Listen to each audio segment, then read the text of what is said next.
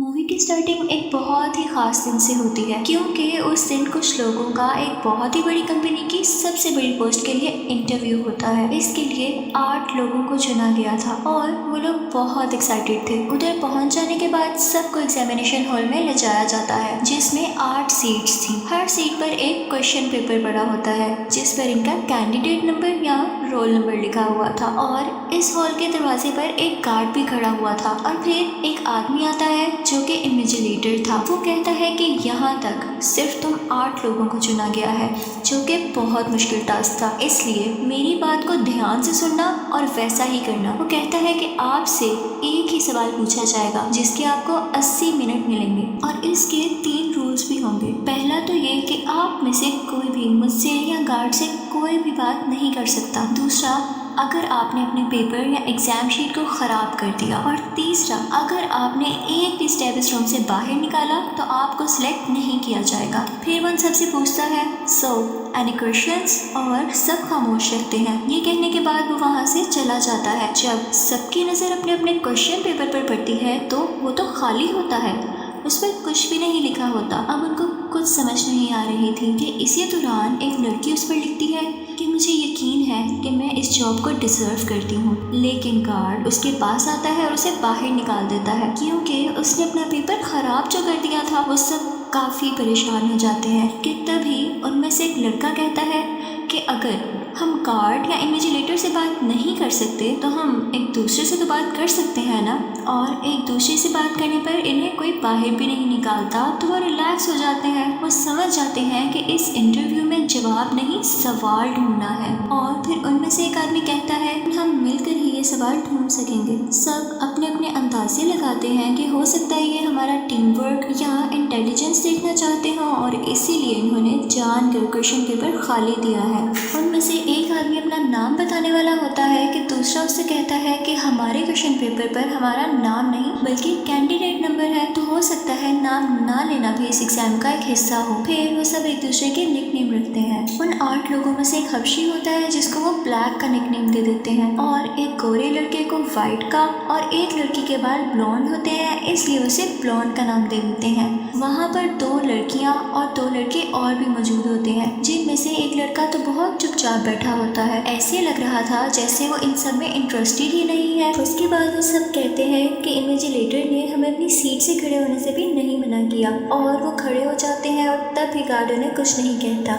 वहाँ पर खड़ी एक लड़की कहती है कि हो सकता है इस क्वेश्चन पेपर पर लिखा गया क्वेश्चन इनविजिबल हो। तो लड़का फौरन से लाइट के आगे करता है वो पेपर, लेकिन उसे फिर भी कुछ नजर नहीं आता। तो तभी वहाँ पे ब्लॉन्ड बालों वाली लड़की कहती है कि हो सकता है पेंसिल शेडिंग से हमें वो हिडन क्वेश्चन नजर आ जाए, यानी अगर सवाल छुपा हुआ होगा तो पेंसिल का शेड करने से वो नजर आ सकेगा। तो वाइट उससे कहता है कि तुम क्यों नहीं ट्राई कर लेती। वो भी ट्राई करने ही वाली होती है कि ब्लैक उसे आवाज देता है कि रुक जाओ, तुम्हें क्या याद नहीं कि उसने कहा था अगर तुमने अपना पेपर खराब कर लिया तो तुम्हें निकाल दिया जाएगा। वहाँ पर एक और लड़की कहती है कि क्या पता एक दूसरे के क्वेश्चंस एक दूसरे की शीट्स पर हो और हमें उनका जवाब देना हो। लेकिन तभी ब्लैक कहता है कि ये भी हो सकता है कि हम सबको एक ही क्वेश्चन का आंसर देना हो और वो हम में से किसी एक के क्वेश्चन पेपर पर हो। ये सुनते ही वाइट उठता है और सबके क्वेश्चन पेपर्स लेकर लाइट में चेक करने लगता है। लेकिन वो लड़का जो अभी भी चुपचाप बैठा था उसने अभी तक अपना क्वेश्चन पेपर चेक नहीं करवाया था। तो वाइट उसके पास भी जाता है और उसका क्वेश्चन पेपर भी चेक करता है, लेकिन उसके क्वेश्चन पेपर भी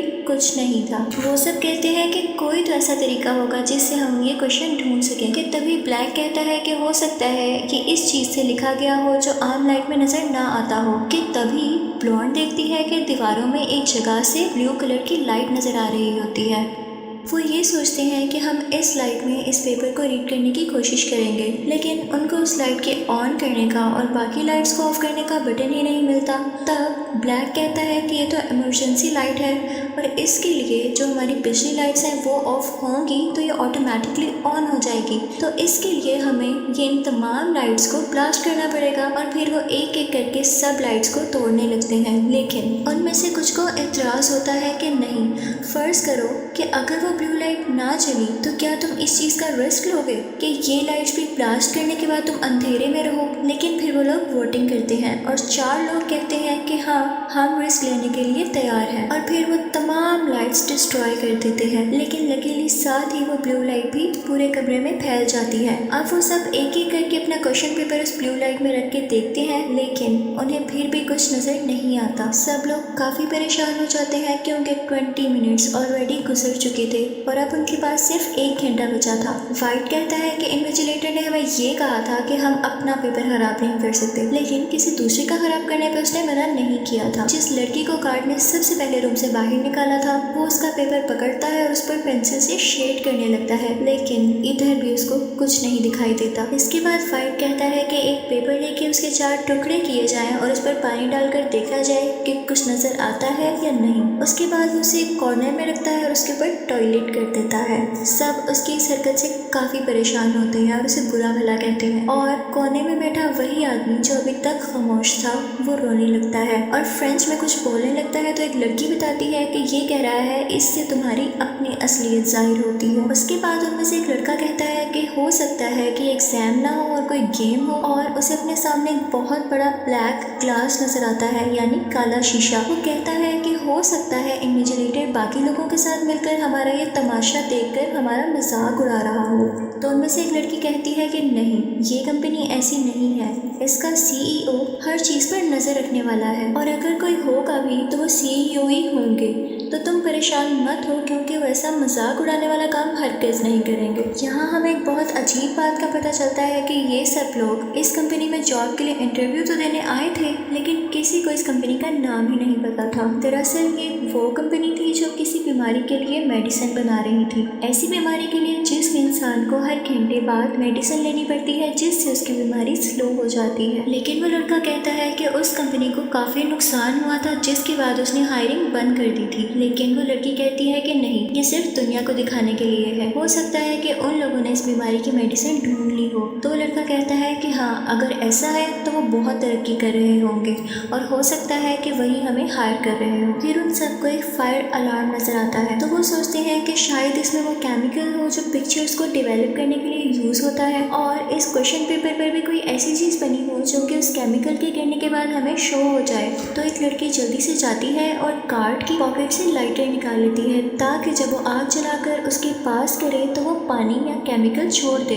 वो जब लाइटर लेके ऊपर चढ़ती है तो लाइटर की आग उस तक नहीं पहुंच सकती। तो वाइट उसे नीचे से पेपर रोल करके पकड़ाता है कि तुम इसको आग लगाकर उसके पास पहुंचा दो। लेकिन फायर अलार्म रिंग हो जाने के बाद जब वो देखती है तो वो उसी का एग्जाम पेपर होता है, जिसकी वजह से उसका पेपर खराब हो गया था और गार्ड उसे बाहर निकाल देता है। अब इस रूम में सिर्फ 6 लोग बचे थे। वाइट की गई इस हरकत पर ब्लैक को बहुत गुस्सा आता है और वो उससे कहता है I should punch your lights out, जिसके बोलते ही सारी की सारी लाइट्स ऑफ हो जाती हैं। ब्लॉन्ड उसे गुस्से से बोलती है कि ये तुमने क्या कर डाला। तो पास खड़ा एक लड़का कहता है उसने कहा लाइट्स आउट तो सब लाइट्स ऑफ हो गई, अब मैं कहूँगा लाइट्स अप तो सब लाइट्स ऑन हो जाएंगी और फौरन से लाइट्स ऑन हो जाती हैं। फिर उनको पता चलता है कि ये सब वॉइस कंट्रोल से चलती थी, और वहाँ पर जो आदमी खामोश बैठा हुआ था उसको इन सब की बातें सुनकर काफी गुस्सा आने लगता है और वो रोना शुरू हो जाता है। तो वाइट उसके पास जाता है और कहता है कि तुम अपना पेपर फाड़ क्यों नहीं देते हो, और वो इमोशनल होकर अपना पेपर फाड़ भी देता है। तो कार्ड उस खामोश बैठे आदमी को बाहर निकाल देता है और जाते जाते उसकी ग्लासेस नीचे गिरकर टूट जाती हैं। ब्लैक को वाइट पर बहुत गुस्सा आता है और उसे जोरदार पंच मारता है, जिसके बाद वो बेहोश होकर गिर जाता है और फिर ब्लैक उसे उठाकर एक चेयर के साथ बांध देता है। कुछ देर बाद जब उसको होश आता है तो वो कुछ बोलने की कोशिश कर रहा होता है, लेकिन ब्लैक उसके मुंह से पट्टी नहीं हटाता।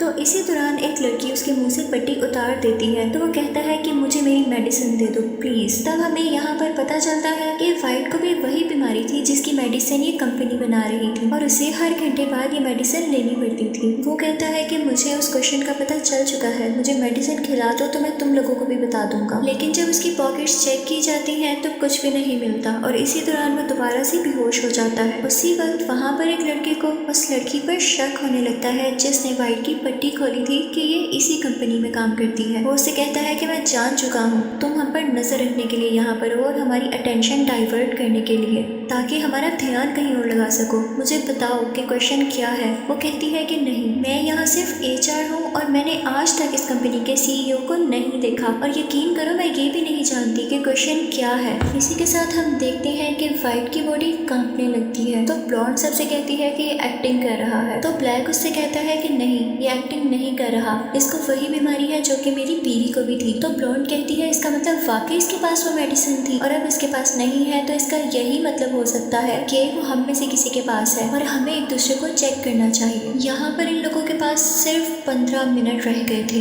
एक दूसरे की एक तलाशी लेना शुरू करते हैं लेकिन किसी को भी वो मेडिसिन नहीं मिलती। तो एक लड़की उस लड़के के पास जाती है जिसने उसे कहा था कि मुझे तुम पर शक है। वो उसे पूछती है कि तुमने अपनी बबल खाकर कहाँ रखी, और फिर जब वो देखती है तो उसकी बबल में वही पिल होती है। वो जाकर वाइट को खिला देती है लेकिन वो लड़का जिसकी बबल गम से पिल निकली थी उसके हाथ पर जोर से मारता है जिसकी वजह से वो पिल वापस से ड्रेनेज में गिर जाती है। वहाँ पर किसी का हाथ नहीं जा रहा था तो वो लड़की कैमरा में जाकर कहती है कि इन्विजिलेटर तुम्हें दिख नहीं रहा कि ये मर रहा है। तो गार्ड आता है और उसे उठाकर वहाँ से बाहर निकाल देता है क्योंकि उसने रूल तोड़ा था। उसके बाद ब्लॉन्ड अपनी पेन से वो पिल बाहर निकालती है और वाइट को खिला देती है। अब यहाँ पर सिर्फ यही 4 लोग बचे थे तो सब वाइट से पूछते हैं कि अब हमने तुम्हें तुम्हारी पिल खिला दी तो तुम भी हमें हमारा क्वेश्चन बता दो। तो वो कहता है कि इस क्वेश्चन में ही इसका आंसर छुपा है और जो यहाँ पर सबसे आखिर में बचेगा वही इस क्वेश्चन का आंसर है। ये कहते ही वो गार्ड के पास भागता है क्योंकि उसके पास गन थी, लेकिन उससे पहले ब्लैक जाकर फौरन से वो गन ले लेता है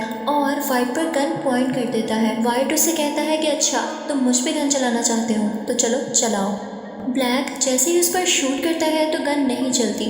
वाइट फौरन से उसे गन ले लेता है और जब वो शूट करता है तो उससे भी गन नहीं चलती। फिर उन्हें पता चलता है कि गन पे तो फिंगरप्रिंट गार्ड का ही लगा हुआ था, तो वो गार्ड के पास जाते हैं और उसे एक्टिवेट करते हैं। लेकिन वाइट वो गन उस लड़के पर पॉइंट करता है जो ब्लैक और उसके अलावा बच चुका था और वो डर कर उस कमरे से बाहर चला जाता है। अब सिर्फ 3 लोग बचे थे, ब्लॉन्ड, ब्लैक और वाइट। इसके साथ ही वो ब्लैक को कहता है कि अब तुम्हारी बारी है कमरे से बाहर जाने की। तो ब्लैक कहता है कि मैं क्यों जाऊंगा। तो ब्लॉन्ड आकर कहती है कि ठीक है मैं चली जाती हूँ। इसी के साथ वो जैसे ही डोर के पास पहुँचती है वो बोलती है लाइट्स आउट, और इसी के साथ सब लाइट्स ऑफ हो जाती है और वो वहाँ पर छुप जाती है और वाइट बिना देखे इधर उधर शूट करने लगता है। जब वो कहता है लाइट्स ऑन तो देखता है कि ब्लैक वहाँ पर गिरा पड़ा है और उसकी चेस्ट पर एक फायर लग चुका है। अब उसकी आंखें भी बंद हो चुकी थी और जब वो देखता है तो ब्लॉन्ड का पाँव अभी भी उस कमरे के अंदर होता है और वो सारी की सारी खुद बाहर होती है। वो समझता है कि मैंने ब्लॉन्ड को भी बाहर निकाल दिया तो अब मैं ही अकेला इस कमरे में बचा हूँ। तो वो कैमरा में जाता है और कहता है कि देखो तुम्हें तुम्हारा जवाब मिल गया,